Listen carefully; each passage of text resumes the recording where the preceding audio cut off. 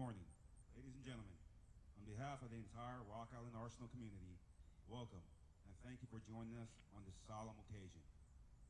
This year marks the 24th anniversary of September 11, 2001, and today we honor the memory of those who perished. At this very moment, 8:46 a.m., 24 years ago, the course of history was forever altered.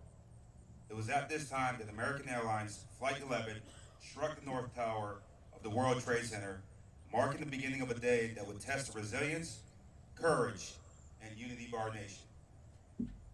As we gather here today, we pause to reflect on the lives lost, the sacrifices made, and the enduring spirit of those who rose to meet unimaginable challenges.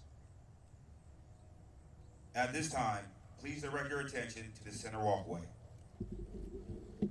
Bearing the police and firefighter flags are Officer Andrew J. Bennett and firefighter paramedic Noah Mejia.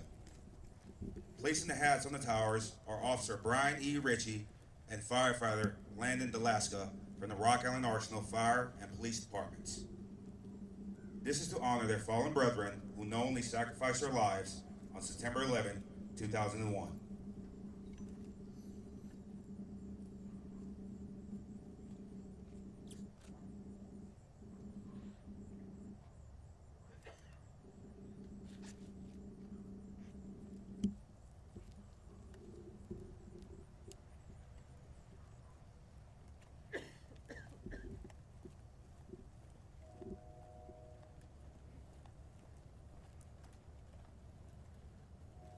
The guest speaker for this morning's ceremony is the 1st Army Headquarters Deputy Commanding General of Operations, Major General Mark D. McCormick.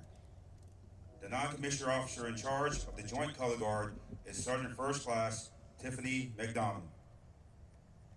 We would like to welcome our distinguished guests with us today. Mayor Mike Matson, City of Davenport. Mayor Bob Cervantes, City of Silvis. Lieutenant General Mark and Mrs. Maury Landis, Commanding General, 1st Army. State Senator Mike Halpin, Illinois District 36. Representative Dan and Mrs. Tammy Swanson, Illinois State Representative, District 71. Major General Mark McCormick, Deputy Commanding General Operations, 1st Army. Mrs. Anka Guzman, spouse of Command Sergeant Major Jason Guzman, Command Sergeant Major, Army Sustainment Command. Mr. Nick and Mrs. Ellie Camlin, Rock Island County Treasurer. Mr. Ken Beck, Scott County Supervisor. Mr. Bob Perkins, Rock Island County Board. Mr. John and Mrs. Joan Maxwell, Scott County Chairman. Ms. April Palmer, Rock Island County Auditor. Brigadier General Richard Corner, Deputy Commanding General Support, 1st Army. Mrs. Sandy Duncan, spouse of Brigadier General Daniel Duncan, Commanding General, Joint Munitions Command. Mrs. Michelle Beck, Regional Director, Senator Joni Ernst. Mr. Philip Foster, Outreach Coordinator for Senator Tammy Duckworth. Mr. Derek Jones, District Director for Congressman Eric Sorensen. Mr. Cade Zima, Outreach Representative for Congressman Eric Sorensen. Ms. Rachel Anderson, District Representative for Congresswoman Marionette Miller Meeks. Ms. Annie Hewitt, District Operations, Illinois State Senator, District 47. Ms. Ellen Peoples, District Director for Representative Greg Johnson. Ms. Amy Malmstrom, City Clerk, City of Silvis. Mr. Peter Tokar, President, CEO, Quad City Chamber of Commerce. Mr. Ryan Semp, Executive Director, Quad City Chamber of Commerce. Mr. Brian Irby, Chief Operations Officer, Quad City Chamber of Commerce. Mrs. Denise Bulett, Executive Director, Bi-State Regional Commission. And to our elected representatives, general officers, members of the senior executive services, sergeants majors, officers, soldiers' friends, and colleagues, welcome. Thank you for joining us today. Since 1928, our nation has recognized the families of servicemen and women who have made the ultimate sacrifice in the service of the United States Armed Forces by presenting them with a Gold Star pin. These families have become known as Gold Star families. Today, we honor our fallen comrades and we thank those family members who carry the strength of their memory. We wish to recognize a Gold Star family member with us today, Miss Annie Cox, wife of Staff Sergeant Nathan Cox.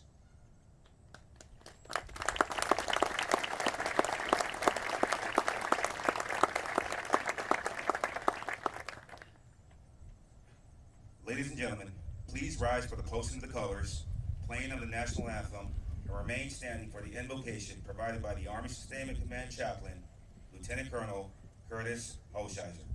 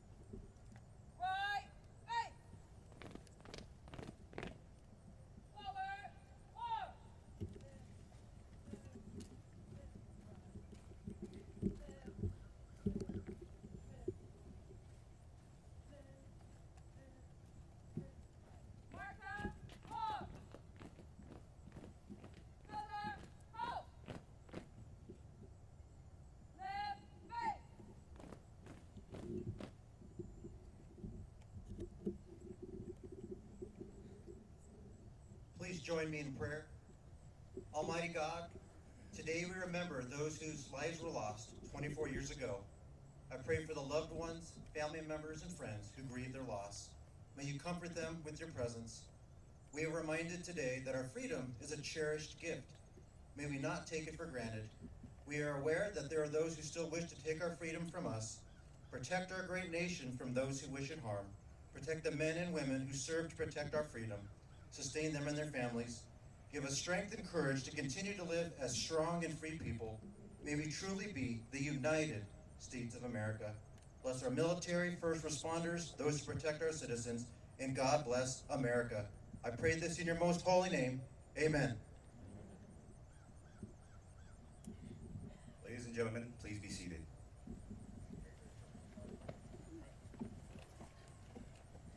September 11, 2001 is a day that changed the lives of Americans forever.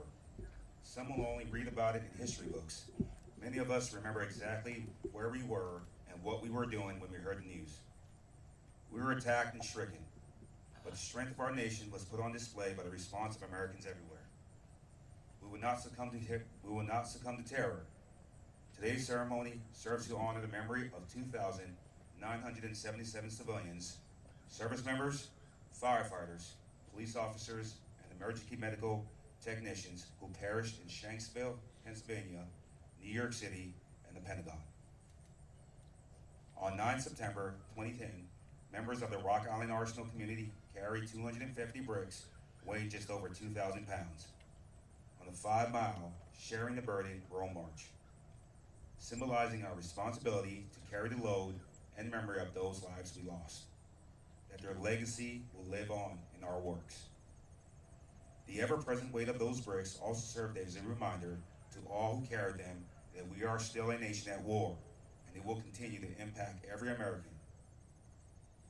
Those 250 bricks were used to create a permanent and lasting tribute, a stone replica of the Twin Towers and the Pentagon that was dedicated to their eternal memory at the 10th anniversary of that tragic event.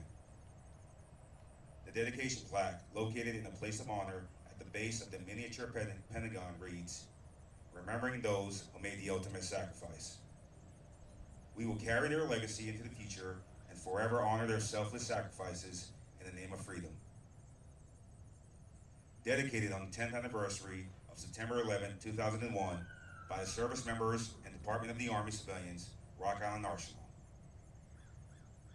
At this time, Major General McCormick, along with Rock Island Arsenal and local community first responders, will place the commemoration wreath between the two stone towers. This wreath symbolizes both the beauty and the brevity of life and evoke memories of those who gave their final full measure of devotion.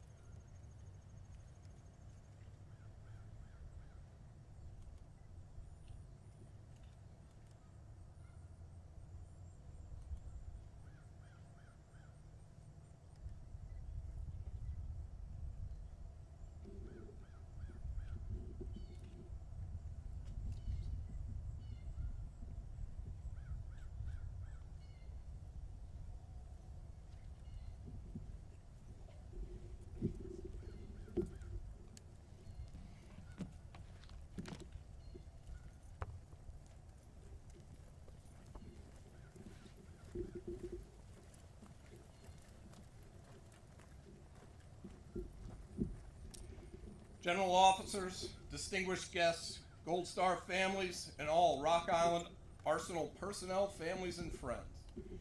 Good morning, and thank you all for joining us today to commemorate the anniversary of September 11th, 2001, and to honor the tens of thousands of selfless Americans that answered the call to serve and defend the nation. It's cliche to say, but it's true. No American can forget where they were or what they were doing on that fateful morning 24 years ago. No first responder can forget the sights of their brothers and sisters running into blazing buildings while everyone else rushed out. No one who wears the military uniform can forget the transitional moment between disbelief at the destruction we were witnessing, followed by the realization of the conflict that was about to come. And no Gold Star family, one of whom is with us today, can forget how September 11th, 2001 set our nation and their loved ones on a path that would end in the most profound and selfless acts of service and sacrifice. Would you all please join me in acknowledging Annie Cox, Gold Star's spouse of Staff Sergeant Nathan Cox, who was killed in action on September 20th, 2008 in the Korengal Valley of Afghanistan.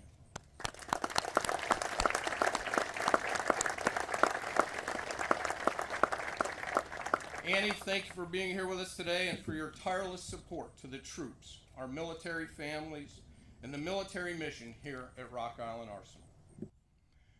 Some have called 9/11 the Pearl Harbor of our generation. That terrible event in 1941 created America's greatest generation. Heroes who would storm beaches, scale cliffs, and capture islands.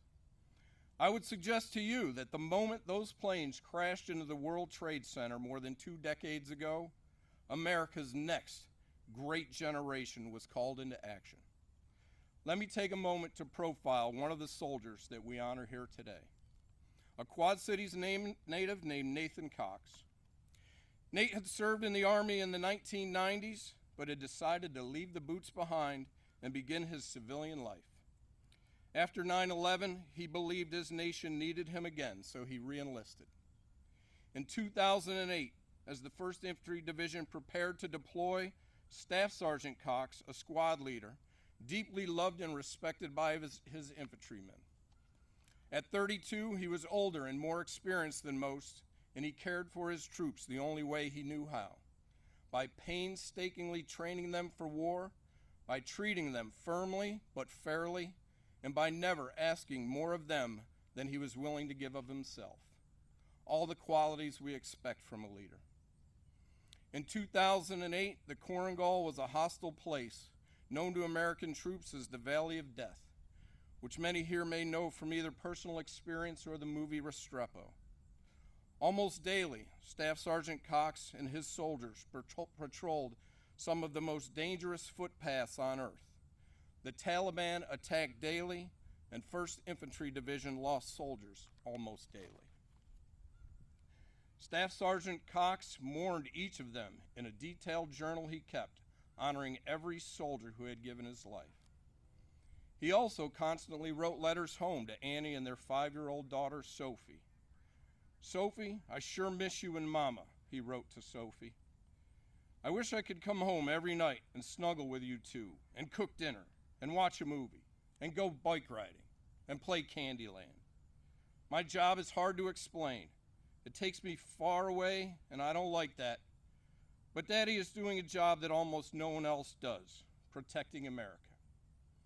On 20 September 2008, Staff Sergeant Cox died from a roadside bomb while leading his squad on patrol. His gunner, Private Joseph Gonzalez, also lost his life in that blast. Staff Sergeant Nathan Cox now rests down the street from us at Rock Island Arsenal National Cemetery. Annie, I hope you and Sophie know that this island will always be your Army home, and all of us who work here will always be your Army family. I ask that as all of you drive past that beautiful yet somber cemetery today, take time to pause and think of the heroes like Staff Sergeant Nathan Cox, who felt the call to serve our nation after the events of September 11th. Let us always think of each of them as the greatest of our generation. I'll leave you today with this thought. This anniversary is one that makes us all wish we could return to a time of innocence, before the towers fell, before the Pentagon smoldered, before a field in Shanksville, Pennsylvania became a final resting place. But even as we mourn the tragedy of 9/11, I'd ask everyone to remember the moments and examples of allegiance, decency, and patriotism that followed that horrible morning. Remember the American flags that hung from what seemed like every window and balcony. Remember the lines of people giving blood. Remember the yellow ribbons that were on cars, homes, and light posts all over the nation, signifying the unwavering support for the men and women of our armed forces. And remember thanking first responders, because we knew that if terror had happened here in our hometown, they would have rushed to save us, just like they're responding police and firefighters who rushed into the burning towers. 24 years later, as we recall the events of September 11th and the individual impact they had on everyone in the nation and across the globe, I ask that you also remember some of the positive changes that have helped us to bring us all through the darkness. I ask that you remember all that binds us together rather than what drives us apart. Let it be that we discovered common purpose and common ground. And let it be that it stoked a fire in the hearts of the heroes of our generation. patriots like Staff Sergeant Nathan Cox, who remind us that the reason America is so extraordinary is because the most ordinary of men and women walk among us and choose to answer the call when the nation needs it most. Thank you all for attending today's ceremony, and may God bless all those who were lost on September 11, 2001, and God bless our troops and our Gold Star families, and God bless the United States of America. This we'll defend. Please all join me in a moment of silence as we honor those that have made the ultimate sacrifice on behalf of America.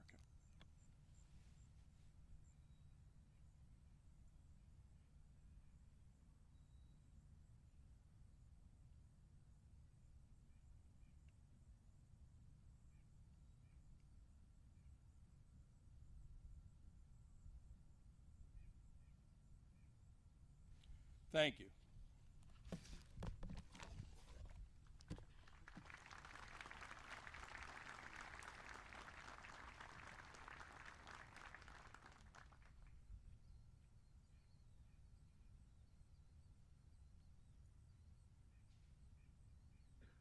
Please stand for the Playing of Taps by Tracy Hefner and Tom Duncan.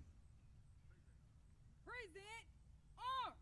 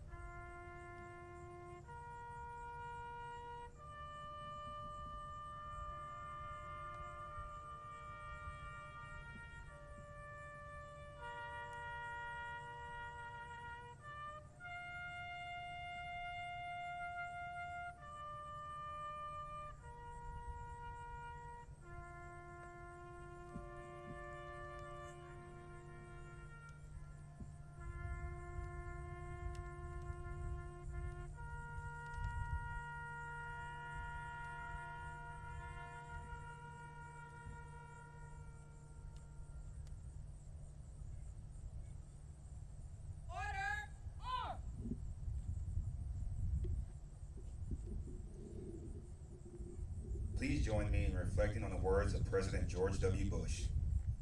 Time is passing, yet for the United States of America, there will be no forgetting September 11th. We'll remember every rescuer who died in honor. We'll remember every family that lives in grief. We'll remember the fire and ash, the last phone calls, the funerals of children. Please remain standing for the retiring of the colors. Right face. Forward march.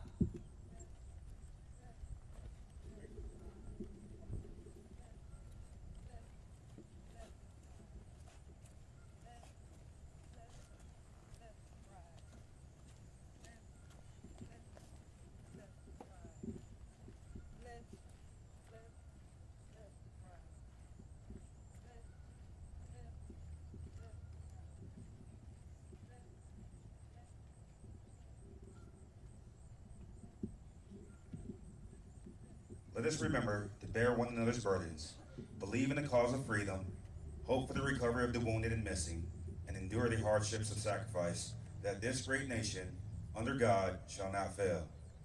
Please join together in singing America the Beautiful. Lyrics are located on the back page of your program.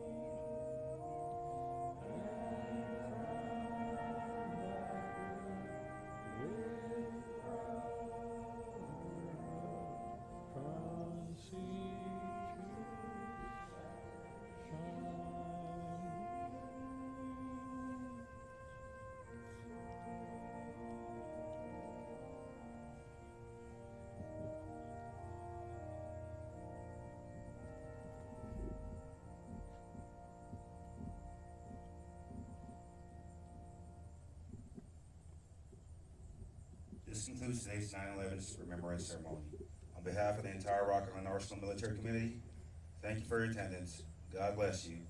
God bless America.